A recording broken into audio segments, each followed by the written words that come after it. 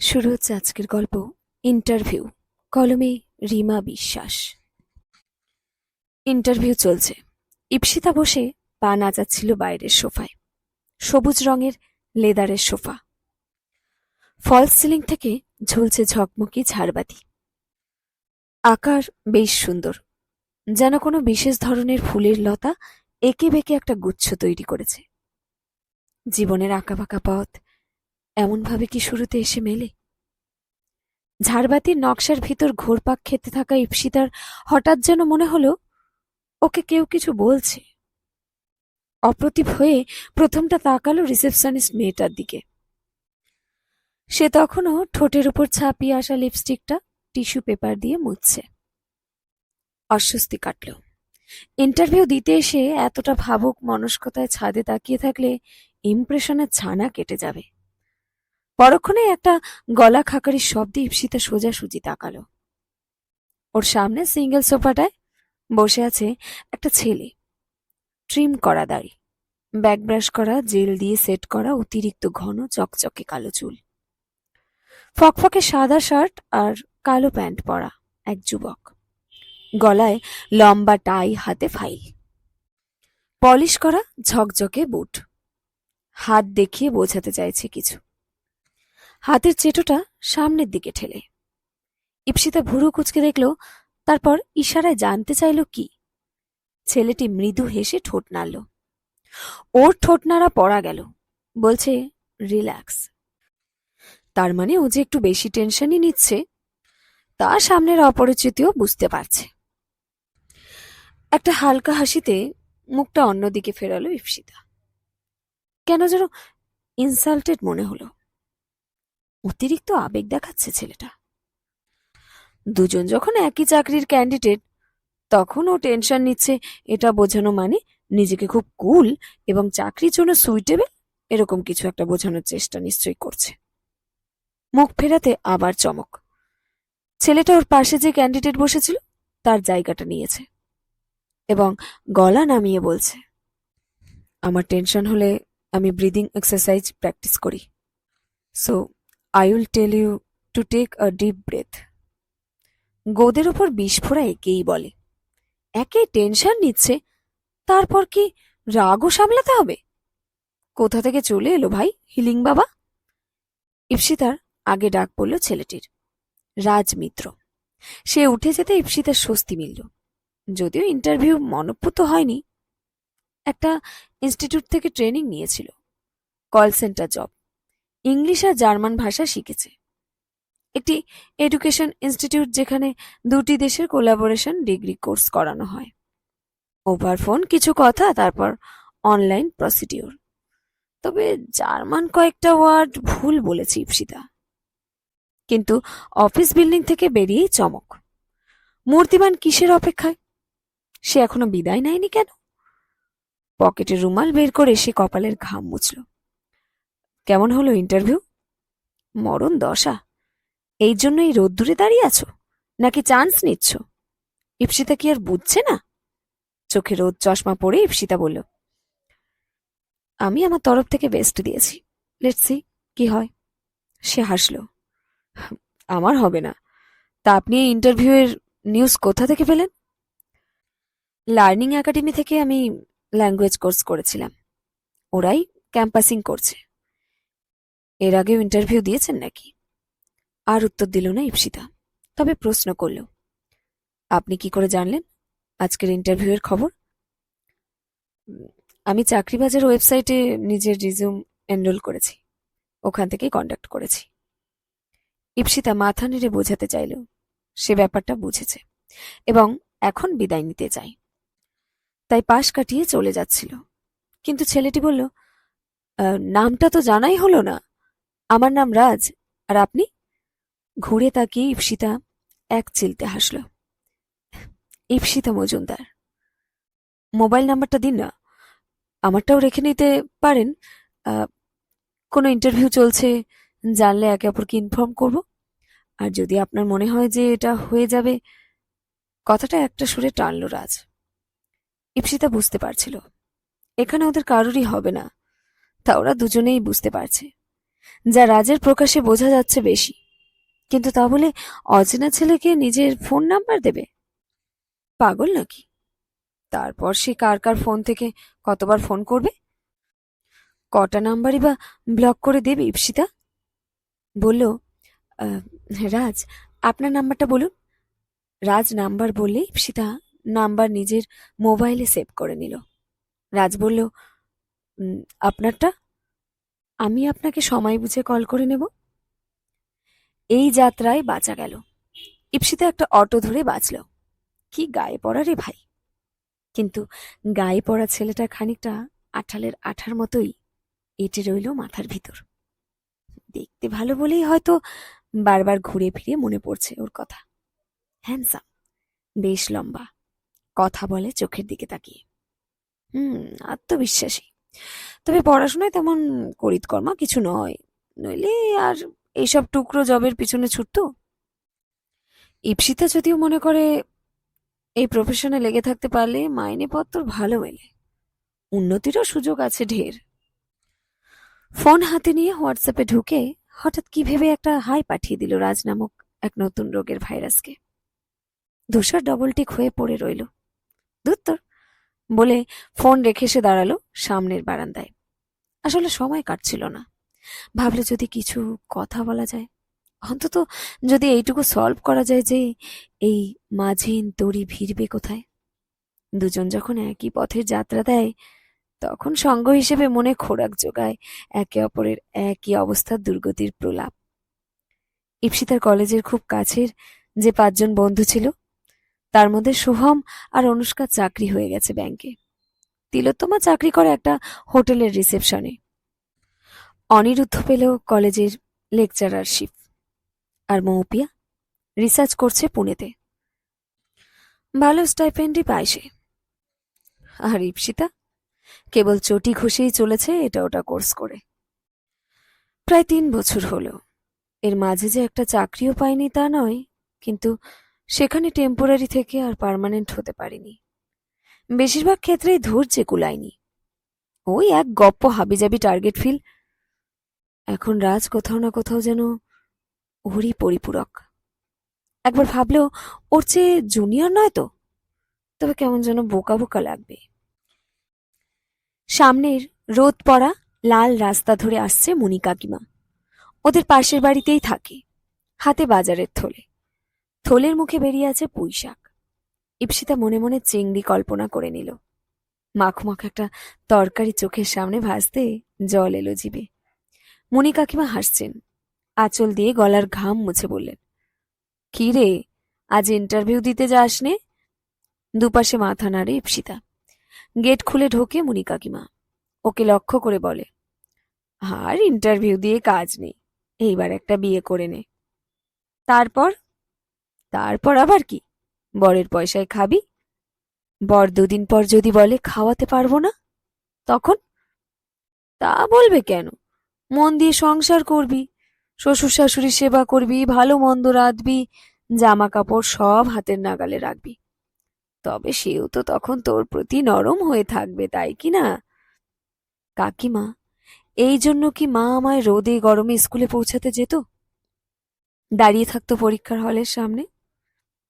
মুনি কাকিমা হাসে। কি আর করবি মা, আমাদের সমাজে মেয়েদের অনেক ঝামেলা। সব কাজ করার নয়, পুরুষে যা পারে তা কি মেয়েরা পারে মা? রাতে বিরেতে ডিউটি, কোন দূর দূরান্তের চাকরি, তা কি হয় রে? খুব হয়। মেয়েরা আজকাল কোথায় না যাচ্ছে, পুনে, মুম্বাই, ব্যাঙ্গালোর, ইউকে থেকে স্টেটসে, কোথায় না? তা তুই যা না ইউকে, কে মানা করলো? মণি কাকিমা হেসে মুখের ঘাম মুছে ঘরে ঢুকে গেল। কেমন যেন আতে লাগলো ইপ্সিতার। যদি একটা চাকরি পেত, তবে দেখিয়ে দিতে পারত সকলকে। স্নান সেরে যখন খেতে বসেছে, তখন একটা অপ্রত্যাশিত খুশিতে মনটা ভরে গেল। মাছ আলু চিংড়ির ঝোল করেছে, কলাইয়ের ডাল আর পাট পাতার বড়া। আনন্দে চিকমিক চোখে মার দিকে তাকিয়ে বড়ই কষ্ট হলো। ঘামে জবজবে মার চেহারা। আহারে, ইপ্সিতার মা কম কষ্ট তো করেনি ইপসিতা লেখাপড়ার পিছনে। শুধু অর্থকারী দিক দিয়ে অত ভালো অবস্থা ছিল না বলে একটা লাইন চুজ করে উঠতে পারেনি। তাও তো বাবা এই নতুন কোর্সের জন্য কত কষ্টেই না টাকাটা জোগাড় করলো। আর একটু ভাত দিই, মা জিজ্ঞেস করে। ইপসিতার খিদে ছিল কিন্তু চাইতে লজ্জা করলো। এইবার বাবা শখ করে বাসমতি চাল এনেছে। বলছিল এই গরমে আর মোটা চালের ভাত মুখে দিতে ইচ্ছে করে না। মা তখন বলল, তবে এবার সুবীর কাকার দোকান থেকে 4 কিলো বাসমতি চাল এনে দেখো তো, বড় সুন্দর গন্ধ, সারা বাড়ি ভাতের গন্ধে ভরে যায় যখন চাল ফোটে। বাবা বললে, 80 টাকা কিলো। মা আঁতকে উঠেছিল। এত দাম? ইপসিতা মাথা নাড়ে। আর নেব না মা। কেন, 1 হাতা দিই না? না না মা, নেব না। ইপসিতা মনে মনে বলে, চাকরি পেয়ে তখন খাবো অনেকটা করে ভাত। একটা ভাত ঘুমের আশায় বিছানায় আসে। ফোন হাতে নিয়ে দেখে রাজের মেসেজ। একটা ইন্টারভিউ আছে, সিভি জমা দিতে বলেছে। প্রায় 2 সপ্তাহ ধরে চলল ইন্টারভিউ সংক্রান্ত খবর চালাচালি। ইপসিতা কিছু দিল আর কিছু এলো রাজের তরফ থেকে। প্রথম যে ডাকটা এলো তাতে ইপসিতা আর রাজ দুজনেই অ্যাপ্লাই করেছে। এরকমই জানা ছিল ইপসিতার। ভাবলো ফোন করে জেনে নেয় রাজ কখন বেরোবে, তবে একই সঙ্গে গিয়ে পৌঁছানো যায়। নতুন জায়গায় একটা ইন্টারভিউ দিতে গেলে প্রাথমিক নার্ভাসনেস কেটে যায় সঙ্গে সঙ্গ দেওয়ার একজন কেউ থাকলে। এটা একটা হেলথ সংস্থা। এখানে বয়স্কদের ওভারফোন গাইড করতে হবে, 6 মাসের ট্রেনিং, তারপরে জয়নিং, তার আগে ইন্টারভিউ। এটাও জার্মানির সঙ্গে টাই আপ করা কোম্পানি। এর মধ্যে রাজের সঙ্গে ফোনেও কথা হয়েছে কয়েকবার। ছেলেটা মিশুকে বলে, মেয়েদের ল্যাঙ্গুয়েজের ওপর দখল খুব ভালো থাকে, তোমার হয়ে যাবে। কখনো বলে, চাকরি হলে আমার কোথাও ঘুরতে যাব। এই এত চাপ আর ভালো লাগে না। চুপ করে রইলে কেন? আরে বেশি দূরে যাওয়ার কথা বলিনি, বাঙালি মধ্যবিত্ত সন্তান ভাই, এখনো বাংলা সিনেমার মতন নাটকীয় জীবনে আসিনি, জাস্ট মুভি দেখার কথা বলেছি। ইপসিতা হেসেছে। সঙ্গে তবে মা বাবাকেও নিতে হয়, কারণ আমরা ডেট করতে তো আর যাচ্ছি না। না, তা না গেলেও বাড়ি শুধু লোক গেলে আবার ভাড়ার লোক ভাববে বুঝি পাকা কথা বলতে বেরোলো। শুনে ইপসিতা বেদম হেসেছে। শুকনো গলায় রাজ জানতে চেয়েছে, হ্যাঁ তো হাসছো যে? না মানে, আমার ধারণা ছিল না যে আমি এত খারাপ দেখতে। ইপসিতা আরো হাসে। সিরিয়াসলি? আমার কনফিডেন্স লুজ হচ্ছে ভাই। চোখে রোদ চশমা বুক পকেটে খুলে রেখে হাত নাড়ছে রাজ। বাইরে রোদে যেন আগুন ধরার রং, শরীর জ্বলে যায়। ফুল স্লিভ কুর্তি পরেছে ইপসিতা। সেদিনের থেকে আজকের সাজটা একটু আলাদা। সেদিন টাইট সাদা লেডিস প্যান্ট আর সাদা টপ পরেছিল। তবু ঠিক চিনতে পেরেছে রাজ। ইপসিতা এগিয়ে এসে হাসল। অনেকক্ষণ এসেছ? হাত ঘড়ির দিকে চেয়ে রাজ বলল, মিনিট 10। চলো তোমায় এগিয়ে দিই। এগিয়ে দিই মানে? তুমি যাচ্ছ না? অবশ্যই যাচ্ছি। বাসে উঠে দুজনে দাঁড়িয়ে পাশাপাশি। অফিসের শ্বাস বন্ধ হয়ে আসা ভিড়। বাস ঝাঁকুনি খাচ্ছে। রাজ বলল, ঝাঁকুনি দিয়ে যেমন ভরা কৌটে জিনিস ভরা হয়, এরাও মানুষ ঝাঁকিয়ে জায়গা করে প্যাসেঞ্জার তুলছে। ও দাদা, এবার টানো। তোমার টেনশন হচ্ছে? ইপসিতা জিজ্ঞেস করে। রাজ হাসে। তোমার জন্য? ওয়াও, তবে নিজে খুব কনফিডেন্ট দেখছি। কেন, তোমার নিজের টেনশন নেই? এসে গেছে এক্সাইট মোড়। নেমে তখন দুজন হাঁটছে পাশাপাশি। কিছুটা যেতেই অফিস বিল্ডিং। বিল্ডিং এর সামনে দাঁড়িয়ে রাজ হাত দেখালো। A signing day is just to step away of you. কিছুটা অবাক হয় ইপসিতা। তুমি? আমার আগের কোম্পানির জবটা লেগে গেছে, ওই একাডেমিক ইনস্টিটিউটেই। আমি আজ তোমার জন্য এলাম। গো আহেড। ইপসিতা থ হয়ে দাঁড়িয়ে। এই ইন্টারভিউটার প্রতি ইপসিতারই আগ্রহ ছিল বেশি।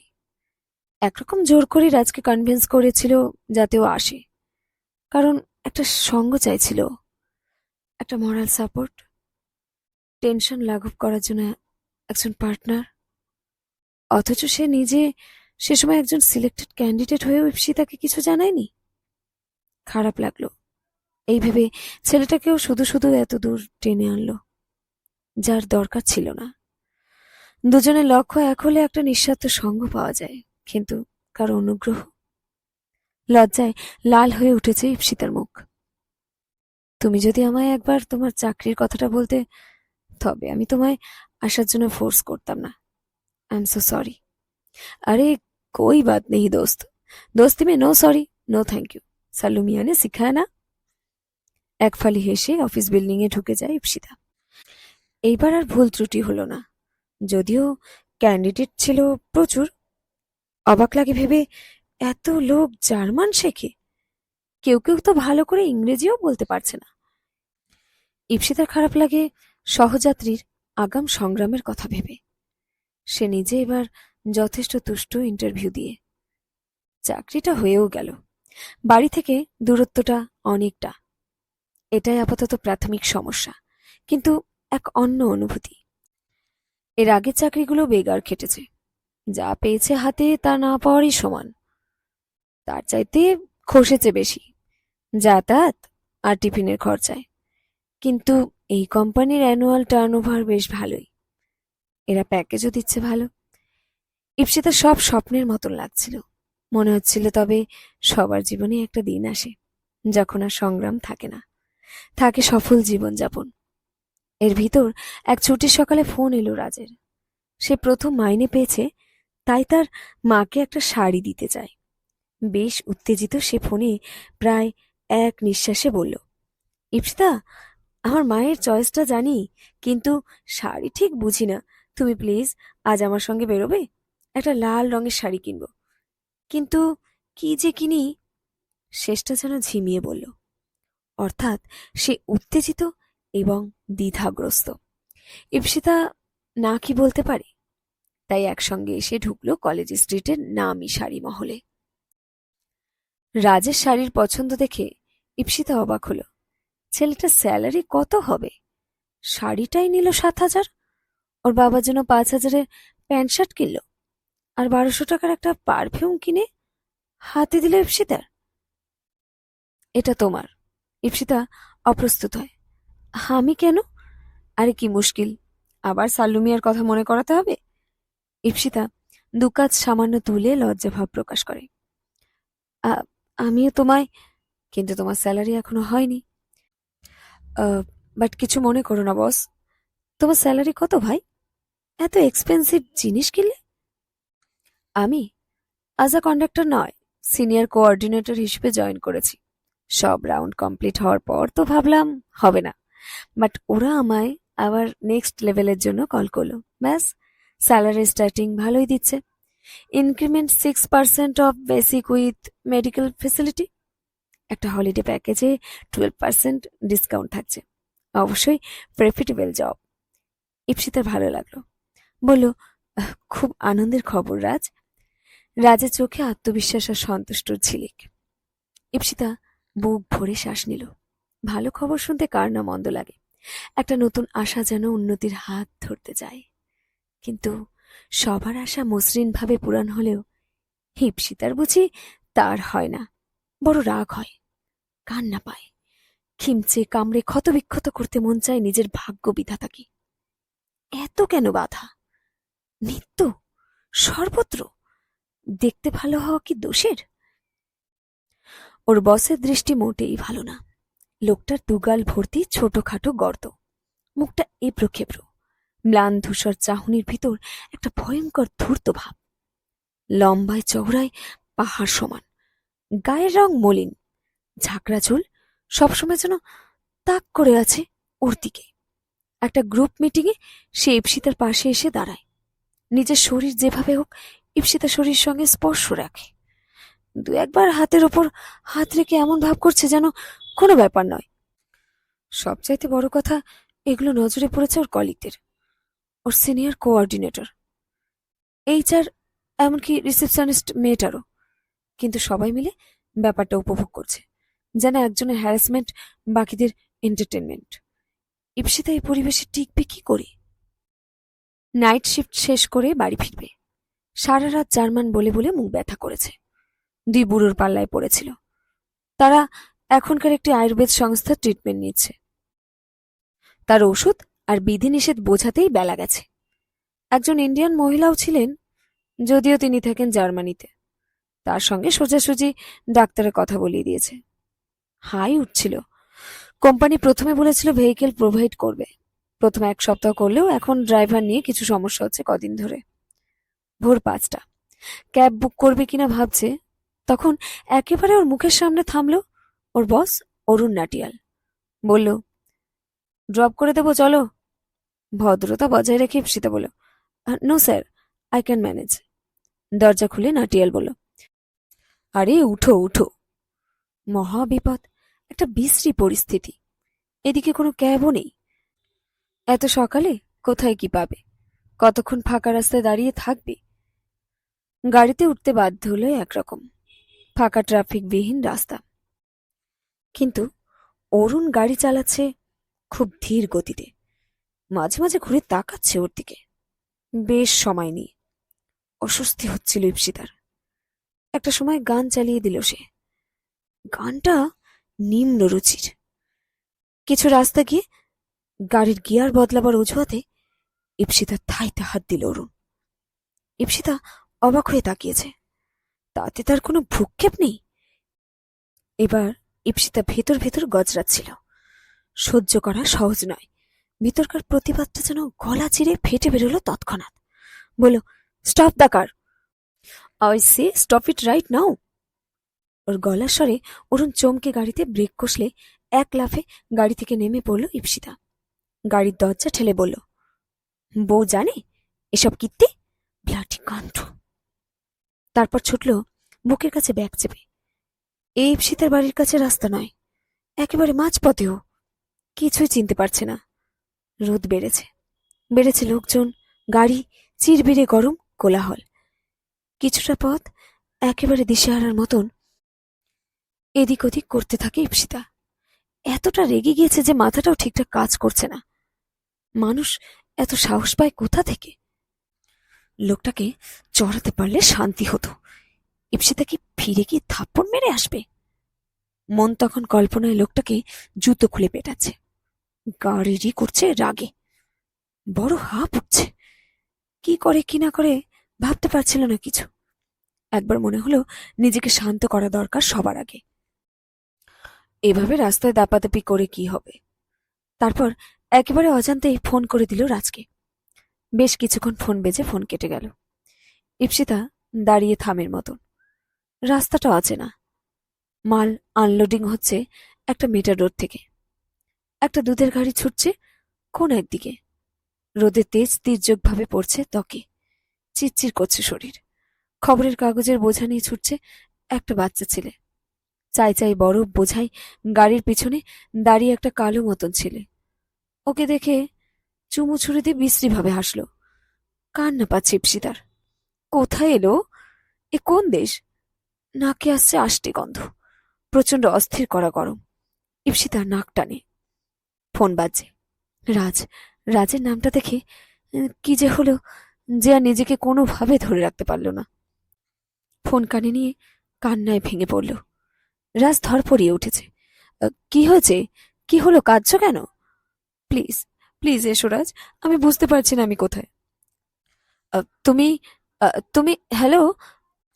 আরে কি আশ্চর্য, তুমি আজকের দিনে মোবাইলে কি ডেটাও নেই? কেঁদে কেঁদে ইপ্সিতা বলল, কেন? কামান ইয়ার, জিপিএস অন করো না। আমার সঙ্গে লোকেশন শেয়ার করো। গিভ মি 20 মিনিটস, আমি আসছি। রাত যতক্ষণ না এলো একটা চায়ের দোকানের বেঞ্চে বসে রইল ইপ্সিতা চুপ করে। প্রায় 1 ঘন্টা বাদে রাজ এলো ওর এক বন্ধুর বাইকে। চোখ মুখ বোধহয় ধুতেও পারেনি, চুলও আঁচড়ায়নি। বলল, হোয়াট হ্যাপেন্ড? ওকে দেখে কি যে ভরসা পেল। কান্না পাচ্ছিল, কিন্তু কাঁদতে পারল না। এক অদ্ভুত আবেগে উঠে দাঁড়িয়ে হাঁটা দিল ইপ্সিতা। রাজ পিছু নিল ওর। আরে কিছু বলবে তো? ওর দিকে ফিরে তাকিয়ে ইপ্সিতা বলল, দেখতে চাইছিলাম তুমি আমায় নিয়ে কতটা সিরিয়াস। মানে? এই জন্য আমায় ঘুম থেকে তুলে তুমি? ইপ্সিতার মাথা যেন পলকে ঠান্ডা। ঠাউর করতে পেরেছে সবকিছু। স্ট্যান্ড রোড ধরে এসেছিল গাড়ি। এটা হাওড়া। একটা ট্রেন, তারপর পৌঁছে যাবে ফুলেশ্বর। উফ, কি একটা মস্তিষ্ক বিভ্রান্তি না হয়েছিল। কিন্তু ট্রেন চলার সঙ্গে সঙ্গে মনের মধ্যে চলতে শুরু করেছে রাজ। আর কেউ না, ওর ডেস্টিনি শুধু ওই। আরও নিশ্চয়ই তাই ভেবে, নইলে কেনই বা ছুটে আসবে সাত সকালে। ট্রেনের জানলায় ওর হতবাক মুখটার কথা মনে পড়তে হাসিই পেল। নিজের মাথায় নিজেই চাটি মারল ঈপ্সিতা। মনে মনে বারবার নাম আওড়ালো ওর, রাজ, রাজ, রাজ। সম্পর্ক যদি গড়তেই হয় তবে তা স্বীকার করতে দোষের কি। ঈপ্সিতা ঠিক করে ফেলেছে, খুলেই বলবে সবকিছু। ফোনে শুধু রাজকে বলল, আজ বিকেলে দেখা করবে? ঈপ্সিতা আজ একটু বেশি মেকআপ করে ফেলেছে বলে মনে হচ্ছিল নিজের। কানে ঝোলা বড় বড় ঝুমকা, চোখের দুপাতার ঘন কাজল আর গাঢ় লিপস্টিক, তুতে রঙের শাড়ি পরেছিল গয়না মিলিয়ে। রাজ কিন্তু কিছু তেমন বলল না ওকে দেখে। ভালো মন্দ সুন্দর গর্জাস স্টানিং কিচ্ছুটি না। সামান্য হতাশ হলেও ভেতরে ফরফর উত্তেজনা যেন বন্ধ করে রাখছিল বাকি অনুভূতিটার কপাটগুলো। ওরা বসলো রেস্তোরাঁয়। 2 কাপ কফির অর্ডার দিয়ে রাজ মন দিল মোবাইলে। ও যেন আজ অন্যমনস্ক। ঈপ্সিতা মনের কথা বলার জন্য নিষ্পিস করছিল। একবার গলা খাকারি দিয়ে মনোযোগ আনতে চাইল রাজের। কিছু একটা বলেই কথা শুরু করবে, তখনই হঠাৎ রাজ মুখ তুলে চাইল, আচ্ছা আজ কি অন্য কোথাও যাওয়ার আছে তোমার? ঈপ্সিতা মাথা নাড়াল, প্রশ্ন করল, কেন? না, এত সেজেছ তাই বললাম। ঠিক করে হাসলো ঈপ্সিতা, আমি তো তোমার সঙ্গে দেখা। একজনের টেবিলে কবিরাজি কাটলেট দেখে বলল, কবিরাজি কাটলেট খাওয়াই না। রাজ হাত দেখিয়ে ওয়েটারকে ডাকলো, অর্ডার দিল। তারপর ঈপ্সিতার দিকে ঘুরে বলল, ইদানিং দিন ভালোই যাচ্ছে আমার। ঈপ্সিতা তুতে রঙে নেল পালিশ সাজানো ওর 2 হাত টেবিলের উপর রেখেছে। জিজ্ঞেস করলো, কি রকম? এই চাকরি করা ছেলেদের মার্কেটে ডিমান্ড হেভি, সেটা দেখে নিজেই ভিমড়ি খাচ্ছি। সব এফবিতে ফ্রেন্ড রিকোয়েস্ট পাঠাচ্ছে। মাকে তো ছেঁকে ধরেছে সব মেয়ের মায়েরা। ভালো রোজগার দেখলে সব তুতু করে চলে আসে। ভাই আমার তো মনে হয় আচ্ছা দিন শুরু হয়ে গেছে। আসলে চাকরি করা ছেলে দেখলে ভাই মেয়েরা ল্যাং ল্যাং করেই। বেকার ছেলের কাছে কেউ ভিড়বেও না। আমি এখন জাস্ট একটা প্যাকেজ। রাজ কথাটা গর্বের সঙ্গে বলে কিছুটা চওড়া হয়ে বসল। আর ঈপ্সিতা? তখন ঈপ্সিতার মনে হচ্ছিল ওকে দাঁড় করিয়ে কেউ চড় মারছে। কোনো কথা যেন আর শুনতে পাচ্ছে না। পায়ের তলা শূন্য। শুনতে পাচ্ছে মুনি কাকিমাকে, এবার বিয়েটা করে নে, বর যদি না খাওয়ায় সকলের সেবা করবি। পেট, ভাববি পেট। একদল বিভৎসতা যেন উল্লাসে মেতেছে। ঈপ্সিতার নিজেকে পঙ্গু মনে হচ্ছিল। ও যেন চাইলেও এই মুহূর্তে হাঁটতে পারবে না। লজ্জা করছে খুব। কেন সাজলো এত? যদি মুছে ফেলতে পারতো কাজল, লিপস্টিক, যদি খোলা যেত ঝোলা ঝুমকো। গরম কবিরাজি কাটলেটের 2টো প্লেট নামলো সামনে, কাটা চামচ আর ছুরি। টেবিলে রাখা tomato sauce, kasundi, gold ring করা পেঁয়াজ, টমেটো শসা সাজানো লেটুস শাকে। চোখ জ্বলছে ঈপ্সিতার। প্রেম ভাবলো কি করে? এত বড় ভুল করলো। নিজেকে গায়ে পড়া ভাবতে আর পারা যায় না যে। ও তো তা নয়। প্রেম নয়, মোহ। কি বড় ভুল। উঠে দাঁড়িয়ে পড়ল ঈপ্সিতা। রাজ বলল, আরে কি হলো, ওয়াশরুম? একটা চাপা দীর্ঘশ্বাস ফেলল ঈপ্সিতা। বলল, ভুল টেবিলে ভুল অর্ডার করে ফেলেছিলাম, কিন্তু ভুল তো শোধরানোই যায়। ক্ষমা হয় না অপরাধের। এই টেবিলে বসে কাটলেট খাওয়াটা অপরাধের সমান হবে রাজ, মাফ করো। পিছন ফিরে হাঁটা দেয় ঈপ্সিতা। চেয়ারে বসে থেকেই বার কয়েক ওর নাম ধরে ডাকে রাজ। সব কিছু পিছিয়ে যায়। কোলাহলময় রেস্তোরাঁর ভেতরেই থেমে থাকে বাকিটা। ঈপ্সিতা হাঁটতে থাকে। হাঁটতে হবে এভাবেই। জীবন সঙ্গে আছে, একটু একটু করে শিখিয়ে দেবে বাদ বাকি আটটুকু। শেষ হলো আজকের গল্প ইন্টারভিউ, কলমে রিমা বিশ্বাস। গল্পটি সংগৃহীত হয়েছে ফেসবুক পেজ নাম রিমা বিশ্বাসের কলমে।